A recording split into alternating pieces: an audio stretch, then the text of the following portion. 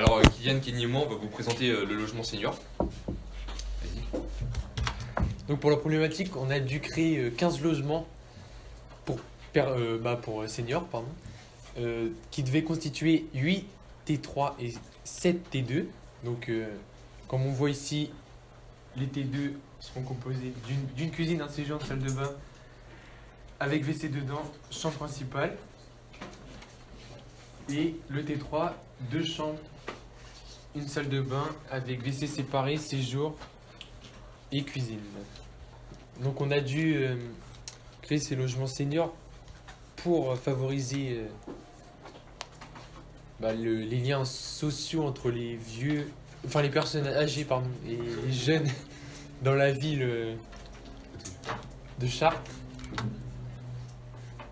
Donc pourquoi on a créé, on nous a demandé ce logement, donc l'État nous a fait appel à nous pour améliorer la qualité des personnes âgées. Il faut savoir qu'ils sont placés en maison de retraite, et du coup, à partir de 80 ans, mais nous c'est entre 60 et 75 ans on va dire. Donc avec la moyenne d'âge qui évolue, il faut donc créer des logements pour eux, au lieu de les mettre en maison de retraite comme j'ai dit. On peut voir que la moyenne des retraités mensuels en France c'est 1322 €. On a donc adapté aussi la superficie à leurs moyens. Alors pour l'inspiration de logement, on s'est inspiré des constructeurs de l'extrême pour l'aspect démontable et écologique, car c'est des constructions en bois, plus particulièrement. Et ensuite, on voit que la plupart des activités, c'est l'ordinateur, surfer sur Internet, la télévision, voir des amis. Donc, on a fait ces logements vers ces activités-là pour qu'ils soient le mieux possible. Comme on voit ensuite, on se situe à Chartres, à 1h40 de Paris en voiture, dans le lotissement de Lonxo-Champol. Donc pour la disposition des terrains, on a les 10 logements, donc 5 T2, 5 T3, avec l'autoterrasse qui vous sera montré en 3D, et les 5 autres logements, donc en tout 15, 2 T2 et 3 T3. Donc voici la vue du lotissement. On a la partie des 5 logements avec toit. Il y aura des panneaux solaires sur les toits, et ce sera les logements qui ne seront pas équipés du toit terrasse. Et pour les 10 autres, voici le toit terrasse. Bon, après, il y aura les panneaux solaires de chaque côté avec la végétation, les transats pour le lien social. Et ce que vous voyez là, c'est l'entrée avec un ascenseur qui donne au centre. Et on n'a pas une meilleure vue pour vous montrer. Donc voici le plan du logement T3. Donc comme on voit, on a dû respecter les normes des différentes pièces. De même pour la vue 3D. Et de même pour le T2. Donc pour ma part, moi j'ai dû m'occuper de l'enveloppe des logements, c'est-à-dire phonique et thermique. Donc pour phonique, j'ai utilisé la technique masse ressort masse, ce qui nous permet car il faut respecter la nouvelle réglementation acoustique qui est comme on peut voir, l'isolation au bruit extérieur minimum qui est de 30 décibels. L'isolation au bruit bruit aérien, intérieur aérien, qui est de 53 ou 58 décibels. Du coup, j'ai utilisé masse ressort masse pour atténuer le bruit extérieur du logement. Dans un logement, on doit avoir un taux de décibels, un niveau sonore de 50 décibels à l'intérieur. Du coup, là, on peut voir qu'il y a 90 à l'extérieur. Et ici, le bruit va être atténué et du coup on va avoir un ressorti de 25 décibels à l'intérieur.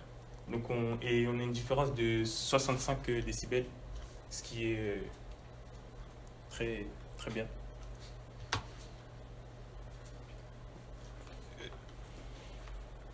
Donc là on peut voir comment le bruit va être propagé dans l'isolation. Pour l'isolation thermique, j'ai fait une comparaison. J'ai comparé 3 isolants, la ouate de cellulose, la laine de roche et la laine de verre. J'ai pris la meilleure, ce qui était la laine de verre. pour son coût et sa résistance thermique. J'ai calculé ensuite, son, son, son R, donc la résistance thermique, et on peut voir qu'elle a une résistance thermique de 5, ce qui va nous permettre d'éviter la surconsommation et améliorer la qualité de vie de l'utilisateur. Donc, pour moi, c'était l'autoterrasse. Il n'y a pas la récupération d'eau, malheureusement, sur le PowerPoint. Donc, je vais vous faire les deux en même temps. Donc, pour mon autoterrasse, j'ai équipé d'un toit végétalisé ainsi d'une terrasse qui sera en bois, des lattes de bois. Donc, pour mon toit végétalisé, ce sera composé d'une végétation, d'un substrate, d'une couche filtrante, d'une couche drainante, l'étanchéité et protection anti-racines et d'un support. On peut voir les différentes végétations. Donc moi ce sera en semi-intensive. C'est pour ça que sur le SketchUp on voyait pas très bien, ça donnait pas bien. Donc il y a 3 différents, intensive, semi-intensive et extensive. On peut voir sur Paris, il y a des toits végétalisés, c'est souvent extensive, c'est peu. Et il y a aussi au niveau du toit terrasse les normes pour les barrières pour pas que les usagers y tombent, qui est de 1 mètre et qui doit supporter 60 newtons par millimètre de force. Donc voici le toit terrasse que je vous ai montré la dernière fois. Donc vous voyez ici, il y aura la cage d'ascenseur qui mèneront, comme c'est des seniors, on va éviter les escaliers, qui mèneront donc, sur le toit terrasse. On a une terrasse d'une très grande superficie et il y aura les VMC de clients qui seront répartis au niveau de l'herbe. Donc comme ce sera de la semi-intensive, ce sera caché à moitié, ainsi que les panneaux solaires qui seront répartis sur chaque côté vers sud. Donc pour la ventilation, j'ai dû ventiler les habitations naturellement et en consommant le moins d'énergie possible. Donc j'ai utilisé, comme on voit, une VMC à double flux qui va me servir à aspirer l'air usé dans les pièces humides, les salles de bain et WC, où il y a les odeurs aussi, donc la cuisine, et en réinfiltrer dans les pièces de vie. Enfin, pas de oui, de vie, mais de vie. Donc là, ça sera de l'air froid et neuf. Donc, pour cela, j'ai cherché sur internet une VMC à double flux. Donc, j'ai trouvé que cette VMC aurait un débit total maximum de 180 mètres cubes par seconde en utilisation maximum. Donc comme on voit, elle aura une consommation en grande vitesse de 32 watts. Donc c'est cette VMC. Ce qui fait elle peut être régulée automatiquement avec une télécommande. Quand elle voit qu'il y a l'air froid qui rentre, elle le régule. Quand l'air est trop chaud, elle le régule aussi pour que ça retransmet de l'air froid. Donc ça va éviter toute surconsommation, car l'air sera adapté à l'air intérieur. De plus, elle est de classe énergétique A. Pour pouvoir faire traverser l'air, j'ai utilisé les conduits comme on voit, donc de 125 mm de diamètre. Ensuite, j'ai utilisé des entrées d'air pour mettre au-dessus des fenêtres, pour utiliser l'effet Venturi. Après, les panneaux solaires, je n'ai pas encore calculé, mais il faudra que je les calcule pour savoir combien de panneaux solaires pour une VMC. Donc, comme on voit, la VMC, elle est chère, mais très efficace. Donc, ce sera ce système-là, où l'entrée d'air arrivera là. Ça ira dans la VMC, où tout l'organisme sera fait. Ça va repropulser, comme on voit dans les séjours, et la chambre, et aspirer dans la cuisine, les sanitaires.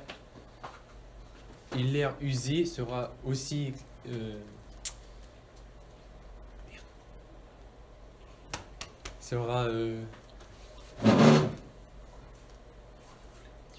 propulsé grâce à des bouches d'aération. Ça, c'est pour l'aspect démontable. Donc, les constructeurs de l'extrême, comme je l'ai dit au début. Et là, on peut voir que c'est posé sur un creux. mais que si on démonte au fur et à mesure, bah, on peut voir que ça peut se soulever, donc facilement être démontable. Donc on aura une dalle en béton pour les deux parties. Toutes les maisons seront équipées avec des rondins de bois. Il y aura donc des encoches pour l'aspect démontable. Il y aura des poutres porteuses pour ton toit terrasse qui sera évalué prochainement pour savoir le poids des matériaux. Parce qu'il me faut des panneaux solaires, tout ça. Et le bois ne fait pas la déforestation car ce sont des arbres morts traités grâce à des huiles et des produits pour qu'ils soient réutilisés comme ça justement pour la construction. Bah, pour conclure, on a l'aspect social pour le toit terrasse. Chaque personne âgée, donc des couples, auront une terrasse privée ainsi qu'un jardin. Ils auront une disposition adaptée, adéquate pour leur niveau de vie, car bon, on n'a pas très bien vu avec l'aménagement, les T2 et les T3, mais on peut voir qu'on peut très bien se déplacer et que après il y a la récupération d'eau. On respecte la consommation d'énergie dans chaque bâtiment. C'est presque semi naturel et semi indépendant. Donc